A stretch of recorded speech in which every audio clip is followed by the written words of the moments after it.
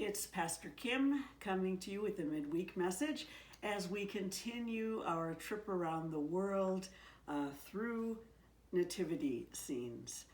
This is the third week. I have been sharing nativity scenes with you that Lindsay and I have collected over the years on our travels.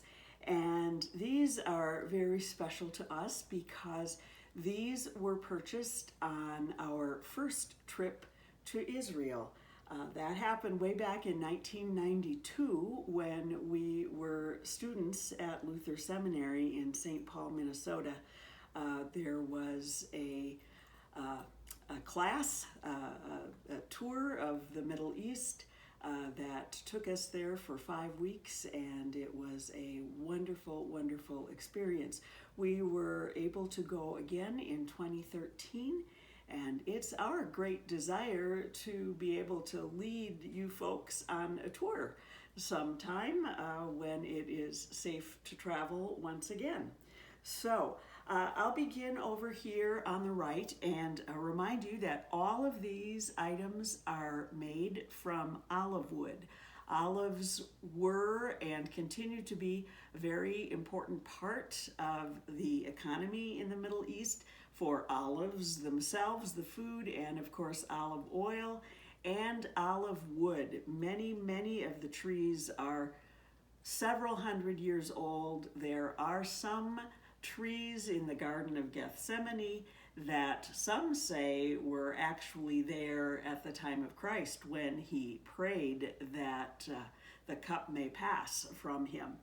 Whether that is legend or truth, I don't know, but regardless, there are olive wood carving factories and shops all over Israel, and we thought that it would be a very fitting time to purchase and a very fitting remembrance of our trips. So this one over here actually was purchased by Lindsay. This was before we were married. When we were just classmates, but he purchased this as a gift for his parents, and you can see it has a little stable here, and I don't know how closely you can see on camera, but things are carved quite in a lot of detail, and it's lovely. It's very traditional, very lovely. You see the baby there. He is also quite detailed, lots of straw or hay in his manger. And as I said, Lindsay purchased this for his parents way back in 1992. Since his father has passed away and his mom now resides in a memory care center, it has returned to us. You can buy nativity sets large and small. Believe me, we could have purchased one as large as this table, as large as the room actually, but you can also get very small pieces. For example, here is a little cutout, very simple.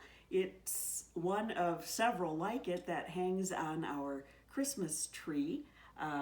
Very simple, but effective. It tells the story. We also have, I get the hook down out of the way.